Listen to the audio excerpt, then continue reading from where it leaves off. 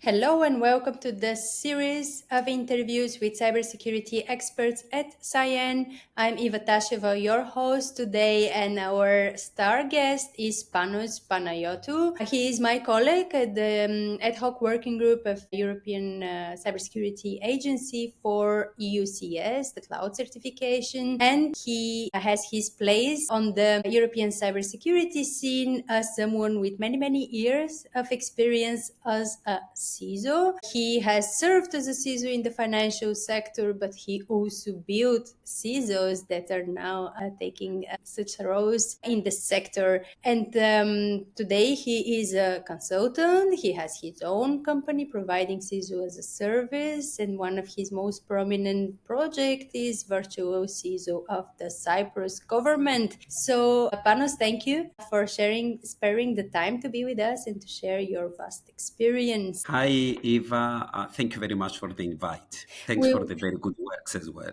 Absolutely, my pleasure. Someone that comes with so much experience in the CISO sector probably has already faced a number of growing expectations and responsibilities. When you started being a CISO 15, 20 years ago, the world was a different place. The role was a different one.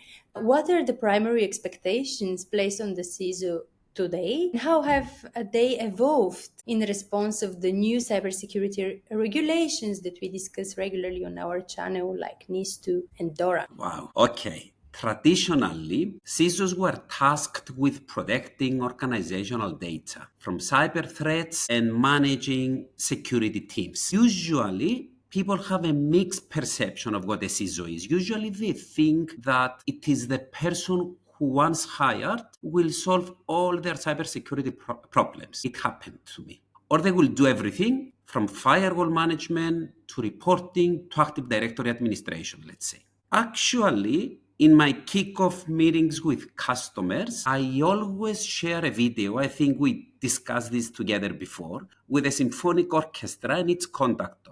And I do some analogies, actually, there, trying to explain that the CISO is like the orchestra conductor, where he leads, but really cannot do everything. Okay, now with the implementation of NIS2 directive and DORA, I believe that the role has not practically changed, but has been elevated, truly speaking, and focused to ensure operational resilience and compliance, obviously, with very detailed regulatory requirements. Boards now have less options not to elevate this role. If we think CISOs in the past used to have this responsibility that they're called to have today, but this evolution of regulations demands a more formalized, compliance-driven, I should say, to proactive approach to risk management, to incident reporting, to maintaining system integrity. In essence, Eva, it signals, I feel, a shift from technical focus to more strategic regulatory engagement. Does that mean then that the skills, as you said in the past, you would be expected to set up a firewall, right? Like to do the whole Yeah. job from scratch. With this changing responsibility, probably the skill set also has changed. What would be the key qualifications that you consider today a prerequisite for anyone aspiring to the job, but also long-term experiences, as probably they also have to go continuous education, also to develop new skills to face the new role responsibilities. So what would effectively be the prerequisite and skills for an effective CISO in this changing landscape? Okay. A CISO, Eva, is not an MBA leader. A CISO must have robust technical skills in cybersecurity, network architecture. He or she has to understand the network stack, the network protocols, and strategic skills, obviously, such as understanding legal implications of EU directives and risk management methodologies. Academic qualification and professional certifications, let's say, are essential as they provide truly solid foundation in both technical and managerial aspects of this role. As you said, continuous professional development and staying updated continuously on legislative changes. This is very crucial for navigating EU regulations effectively. You see, in my teams throughout these years, I've always wanted to cooperate with cybersecurity professionals, ready-made cybersecurity professionals. I mean, qualified ready-made cybersecurity professionals and not unskilled personnel.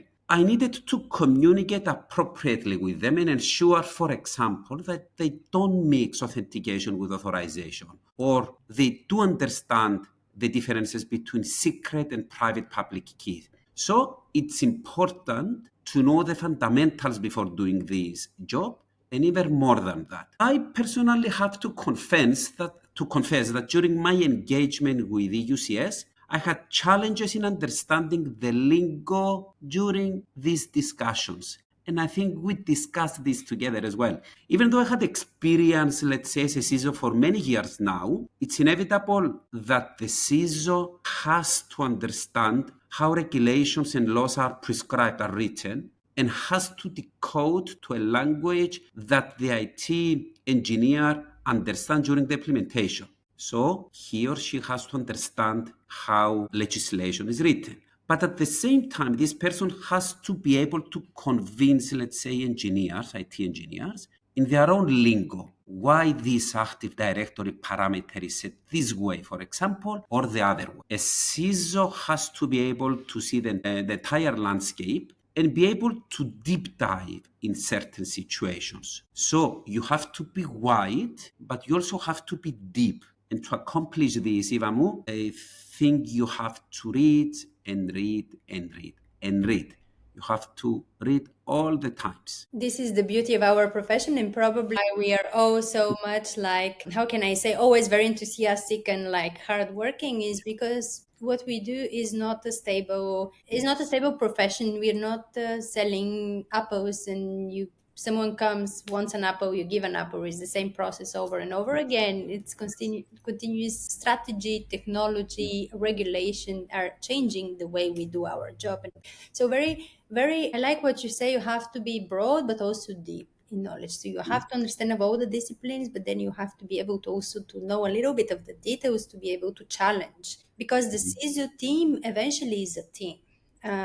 So you have the person on the top that could give the strategic direction, that could give, let's say, the set up the team, if you wish, from the different qualifications and skills necessary to make the team a working team. And probably still I'm in Women for Cyberbiology, and we are concerned that we have very few female CISOs. So it seems to be still a very football-like sport. You have the trainer composing the team, but then also you have the players, and it's Yes. not the CISO scoring; Doing everything. it's Yeah. each individual in the team scoring. And I would like to also refer to the European Cybersecurity Framework, skills framework, because I find it very useful in creating this common understanding of what a team would look like. What are the Yes. different roles and responsibilities in this team? And then, of course, what is the Chief Information Security Officer role in it? But indeed, you have the CISO, the head, the top, the leader, but you also have the incident responders that would look at the incidents. In the EUCF, which is the Cybersecurity Skills Framework, you have 12 profiles. So the CISO, Yes. the cyber incident respondent, the cyber legal policy and compliance officer, and this is who am I normally, and the cyber threat intelligence specialist, the cybersecurity architect, a cybersecurity auditor, again, something I like to do, the cybersecurity educator. In a way, this is what we all do a little bit here also on our channel, the cybersecurity implementer, researcher, risk manager, investigator of digital forensics, and the penetration tester. So it's a very Very broad discipline. Yeah. indeed. So we established changing, learning, broad but also specialized knowledge, because you have to eventually create a team. This squadra football team, it has to be a winning one. It has to not only be created by stars individually, but you also have to create the networks and ways and processes how people work together to deliver a common.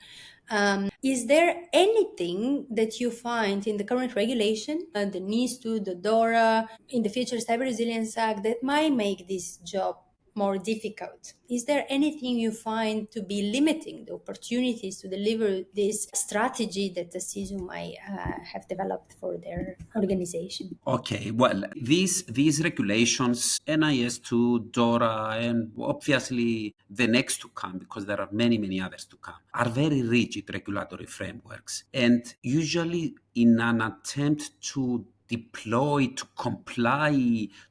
the measures to comply with these regulations, CISOs usually encounter a lot of budgetary limitations, a lot of technological constraints with legacy systems. Organizations, especially if they are bigger, they do have a lot of legacy systems. You encounter alignment between, let's say, these regulatory obligations and the individual organizational needs. We still, I'm afraid, have CEOs today who consider cybersecurity as a compliance tick box. I have very bad experiences, I'm afraid, out of this. Or an IT issue, and they refuse to handle decisions and, let's say, provide the budgets and the management support. So effective strategies of a CISO should include advocating for adequate, let's say, cybersecurity funding. This is the first one. The second one is integrate the security measures into the broad business strategy, and ensuring, the third one, that these initiatives are adaptable to regulatory changes. This is the added value that a mature CISO can bring to the company over a less mature CISO. In the past, I was getting some consulting from Gartner, and the account manager there told me that it's very important. The job of a CISO is very important, because if you don't appropriately do your job, then you will not have funding, and then IT will be able to implement measures, and then the cybersecurity will go down. I totally understand what you mean. It's important to have the proper understanding of the need, right?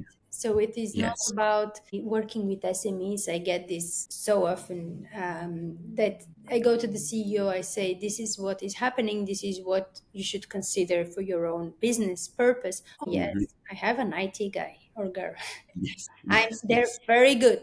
I'm sure they're taking care of it. So trusting blindly is one way companies normally go to. Then luckily in many cases I get to speak to the IT guy or girl, and they are like, oh, come help. So the reality versus perception and maybe hope is not always the same. So it's good to have proper planning, objectives, and budget behind to then have a program that is measurable and that everyone is aware of the where we are good, where we're not good, and what do we do about this, let's say, positioning of the organization in cybersecurity. But when it comes to regulation, so I only heard to a certain extent positive things, because when a regulation comes, then budget comes. You have to comply, right? So there Eva, I have to admit that the major things that happened during my career was due to two things. The first one was incidents, and the second one was regulations. exactly. So in a way, it is a driver. In theory, it should open doors for CISO. It should open the NIS2 DORA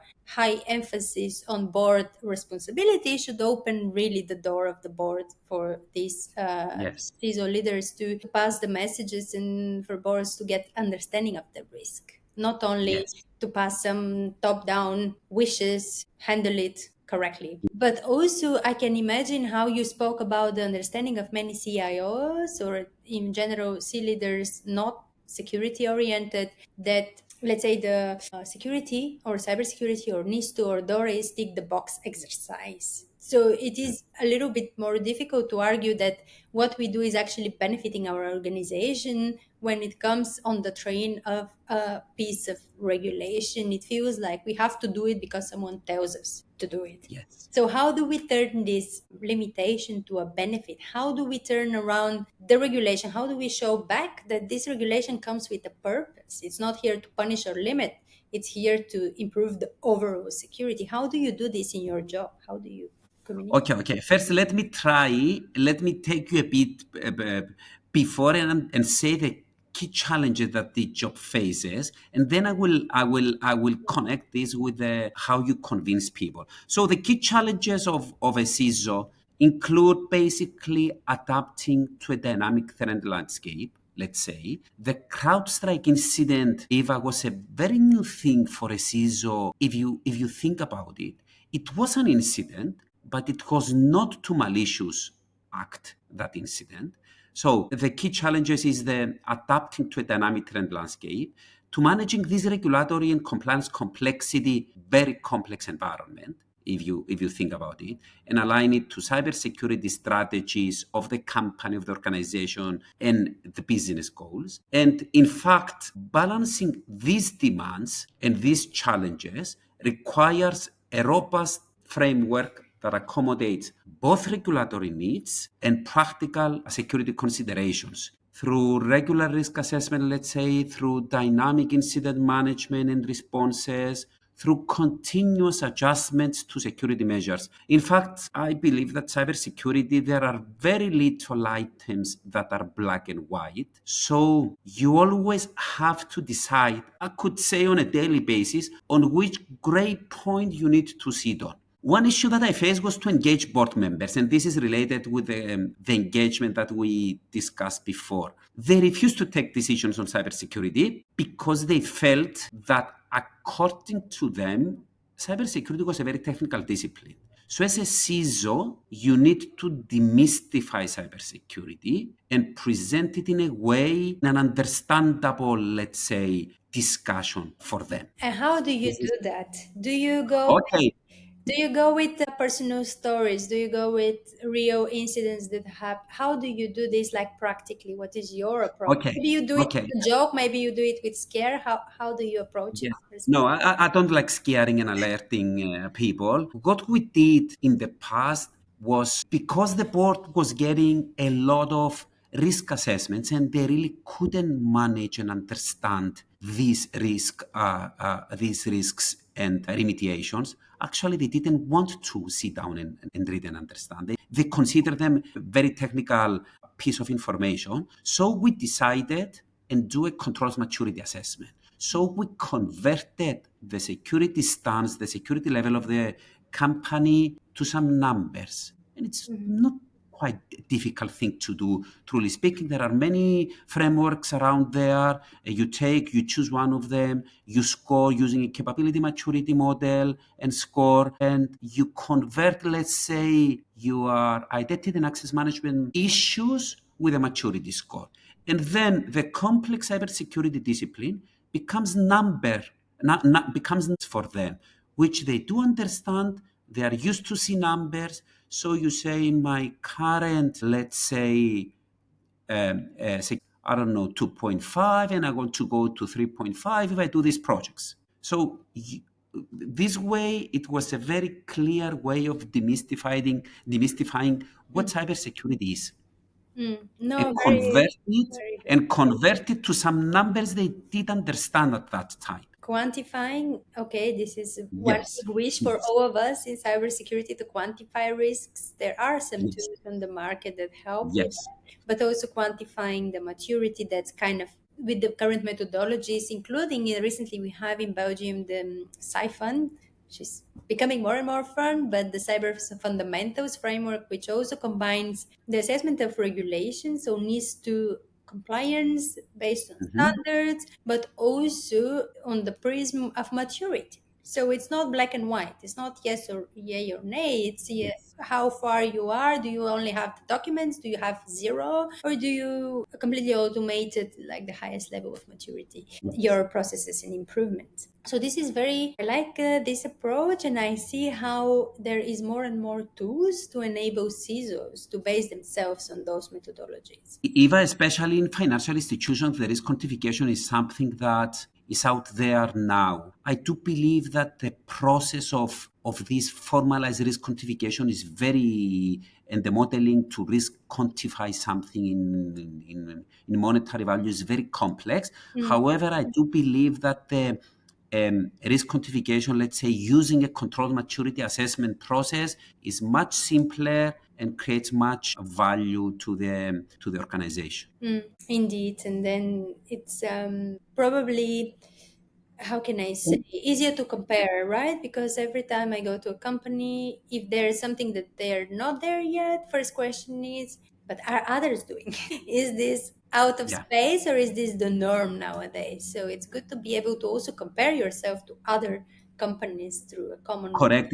frame. In order though to do this, in order to be able to do this, you have to do the scoring using the same benchmark, let's Exactly. say, and we don't really have a single benchmark in this industry. But with more standards, we might be getting closer. Yes, correct. I think I'm under the impression that the new ISO, the next ISO 27000, will embed controls maturity assessments instead of risk assessments. I'm not sure, but I think I read somewhere about it. And I do really endorse this new approach because I think it's a more practical, it adds more value. I'm not sure how many of the ISO standard setters are watching us, but I know many of the European policymakers are. So if it's not Okay, the cool. standard, consider Yeah. it in regulation and secondary legislation. Going back to legislation, right? It's always good to have a prompt. It's good to have a deadline because they all come with a deadline. We know for Mhm. NIS2 is now in October and DORA in January 2025. So it's easier to act when you have period for which you have to be ready. But those regulations come also with liabilities. So there's always one to be effective has to say what needs to be done and what if, what is the alternative. And in this sense, we have different penalties for organizations are linked to NIS2, of course, percentage of the turnover, but we also have liabilities on the C level. How do you see the new provisions for accountability and responsibilities of NIS2 and DORA impact CISOs? And how can we balance the demands of regulatory compliance with the practicality of effective risk management? Okay, obviously, NIS and DORA have increased the accountability and liability of the management bodies, the boards, CISOs, and demand stricter compliance and more detailed reporting. CISOs can ensure appropriate execution of those responsibilities stemming out from the regulatory obligations, obviously by ensuring comprehensive documentation of cybersecurity practices. You have to prove what you're doing. You have to document what you're doing through regular compliance audits. Okay, if you don't monitor something, it won't happen, I'm afraid. Through fostering an organizational culture that obviously prioritizes cybersecurity awareness in all layers. I'm not referring to the security training only to the security training to users. The biggest risk in an organization is the management stack, basically. So you have to train them as well and to create, to foster the appropriate culture. You have to have a clear communication with regulatory bodies. Yes, you need to talk to these guys. And also you have to integrate the cybersecurity in your corporate governance framework and decisions. As we said before, cybersecurity is not an IT issue. It shall not be hidden within IT. It shall not be hidden within compliance departments. You have to treat it as a business issue. So, as we said, CISOs need to know how to do the job in a very complex manner, but present it in very simple terms. So this way you will be able to keep happy the company and also address any liabilities, accountabilities, any responsibilities you may have stemming out from the regulations. Very good to hear your perspective, and I don't see you worried. So, with this, I hope we close on a positive note. We can celebrate the European Cybersecurity Month with a new updated cybersecurity regulation in October 2024. But we can also encourage more individuals, skilled individuals, to take on the challenge, to check out the possibilities, get an opportunities in the as a CISO in Europe. We would need more. We would need more leadership. We would need more compliance. We would need more communicators. So there are opportunities for everyone, and I personally hope to see also more women. For some reason, this field doesn't seem Yes. to be attractive to women. Panos, you're a very I nice think this is guy. changing. Yes, in fact, indeed. I think this is changing, though, Ivana. I hope it's very difficult still to find, but is there anything you do today to make it more attractive for different people, whether it's younger, foreigner, women, so to make it this field more attractive besides, of course, standing up in front of us and sharing your personal experiences, opening up for learning. What else can we do, or you can say you do already to make this field better? Okay, let me tell you that the course, we have two universities in Cyprus offering academic qualifications in cybersecurity, and the course directors are of the cybersecurity programs, these two programs are both women. I know So them. I have the chance to know them, and both of them. they're very good. Yeah, I don't know. I don't really understand why women do not profession. I really don't understand. I remember when I used to go to the Gartner conferences, the security summits. It was thousands of people flooded in in the conference, and very few women were there. Yes, yes, yes. Yes, I really don't understand why. Yeah, I think it was a little scary, a little foreign. In EUCS, we do have a lot of women, though, right? Yes, but EUCS is also a European initiative, and you might know that there are no quotas, but of course, it's not seen well if you are disbalanced. Balance, yes, and it's balance of opinion, balance of representation, balance of background, balance of countries. You know, we are also all coming from different countries, so it's not by chance. No, in Cyprus, it's very difficult to find cybersecurity professionals. No, no, no. Uh, so it's very difficult to find. You don't have really have. We have cybersecurity professionals are a very scarce resource here. No matter women. Yes, yes, yes. I see. But yeah, I can say in Belgium we do have a lot of cybersecurity professionals, but probably because we also are the center of the EU, so there's a lot more demand as well. Yes, You have yes. the institutions, the international organizations, representations, but also businesses, headquarters. So young people that are listening to us, or people that they need to be reskilled, come on, we need you guys. Yes, and I'll post the link to the European Cybersecurity Skills Framework so you could see Yes, where you see yes, yourself best, strive for the skills necessary, and then of yes, course you have us, you have Panos here as with our own experience, and don't hesitate to reach out. We'll yes. be happy to help. Well, thank you, Panos. I wish we an excellent professional career and better cybersecurity for all of us and for all the CISOs, for everyone in the profession. But also, I invite you to subscribe to our channel. We already have more than 1,000 subscribers, all of them very much appreciated, and plenty of content that you could browse through, including the boardroom navigation of DORA, testing, vulnerability management, all the regulations we dissect with my colleagues. And we have plenty of new initiatives for you. So subscribe to make sure you don't miss a thing. Cool. I already did. Thank you, Eva, for the invitation. Thank you very much for this nice discussion.